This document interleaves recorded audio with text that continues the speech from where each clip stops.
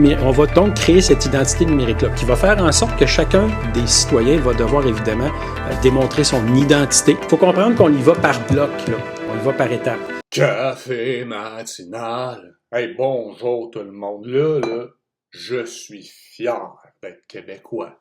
Comme dans tout, Québécois, nous sommes Québécois. Comment ne pas être fier? Là, je crois que c'est officiel, là. On est les leaders mondiaux. Mondial, on s'en sac. Dans le marquage du bétail. Ou on pourrait appeler ça, les fous, la marque de la bête. Il y a plusieurs façons de marquer, hein, au fer chaud, en t'injectant des nerfs. Tu sais, pendant qu'il y en a qui font des... C'est peut-être le retour des Gilets jaunes, avec cette fois des revendications sanitaires. Un mouvement social appelé le Convoi de la Liberté est en train de monter sur les réseaux sociaux. À Ottawa, là, parce qu'ils veulent s'accrocher à Babylone. Redonnez-nous Babylone! Ben, ils ont dit qu'il y a des choses qui se passent en coulisses. Puis, là, je dois avouer, là, quelle fierté, là. Ici, là, on n'a pas peur de s'afficher au Québec. Non, non. C'est la totale. Nul ne pourra acheter ni vendre sans la marque de la bête. Mais ça, c'est pour notre sécurité, là. Là, je vais laisser la parole à Joe Blow, parce que ça ne me tente même pas de dire son nom, là.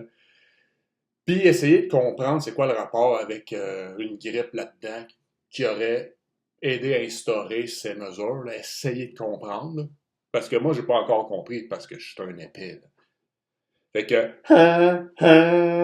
yeah! Nous allons faire la révolution à coups de hot dog et party. Work time. Ça va bien aller. Avec la pandémie, la transformation numérique s'est accélérée d'une façon exponentielle.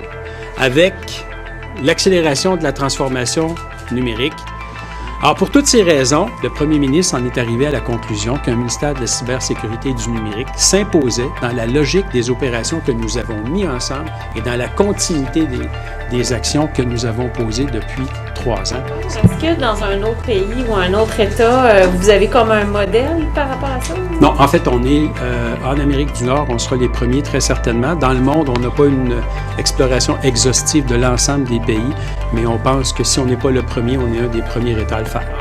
Dans l'univers numérique, on va donc créer cette identité numérique-là qui va faire en sorte que chacun des citoyens va devoir évidemment démontrer son identité. Ensuite, va faire partie de l'identification numérique qui va être gérée par le gouvernement du Québec. Donc, vous, M. Laforêt, vous allez nous démontrer que vous êtes bel et bien Alain Laforêt. On crée votre identité numérique.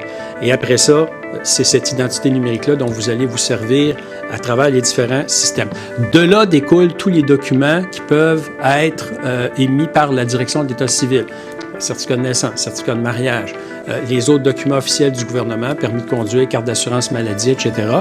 Et on peut même, et nous allons même étendre ce cercle-là. Même si le noyau dur est contrôlé par le gouvernement, on pourra même étendre cette possibilité-là à des documents non gouvernementaux. Par exemple, votre preuve d'assurance. C'est pas le gouvernement qui l'a fourni, mais dans le portefeuille numérique, ça peut être intéressant. Votre carte de crédit, carte de guichet. C'est pas un document qui est fourni par le gouvernement, mais ça peut être intéressant de l'avoir dans le portefeuille. Oubliez la notion de carte. La notion de carte, c'est une notion qui appartient à l'univers papier. C'est une identité numérique. C'est une façon numérique de vous identifier. Donc, on vous donne les justificatifs qui vont faire en sorte que vous allez un justificatif numérique, des questions que je vous pose, des questions secrètes, des codes qui vont me permettre de m'assurer que vous êtes bel et bien qui vous prétendez être. Ce justificatif-là, on va regarder la possibilité qu'il soit biométrique. Les Québécois semblent de plus en plus ouverts à l'idée d'avoir une identification, une authentification biométrique. Donc, c'est pour ça que c'est important que le cœur de ça soit contrôlé par une entité et que ça demeure extrêmement sécurisé. Le module propre à l'identification et l'authentification, juin 2022. Au mois de novembre, je vais avoir le dossier d'affaires pour le portefeuille numérique. Donc, quand je vous parlais là, un permis de conduire virtuel, une carte d'assurance maladie virtuelle, etc., le dossier d'affaires pour la réalisation de ça, je devrais l'avoir d'ici la fin du mois de novembre. Donc, je verrai, là, à ce moment-là, j'aurai plus d'informations sur les délais, les coûts, etc. Là. Je pourrai vous donner plus de détails là-dessus. Monsieur Gare, vous dites donc qu'on va être identifié par une empreinte de doigt ou un scan de l'iris? Et quand vous dites biométrique... Oui, bien, je dis que c'est une possibilité. Ce n'est pas la seule façon, c'est une possibilité qui pourra être offerte aux Québécois qui sont d'accord pour utiliser cette possibilité.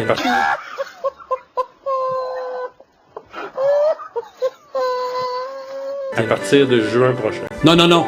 Ça, on est vraiment dans le service d'authentification. Il faut comprendre qu'on y va par bloc, là. On y va par étapes.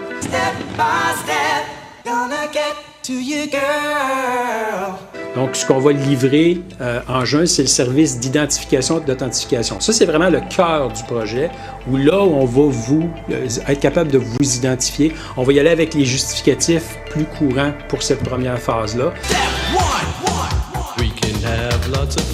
Pour cette première phase-là, mais il est déjà prévu qu'on puisse aller plus loin en se servant de la biométrie. Je vous dirai ça quand j'aurai le dossier d'affaires du portefeuille numérique parce que les deux sont intimement liés.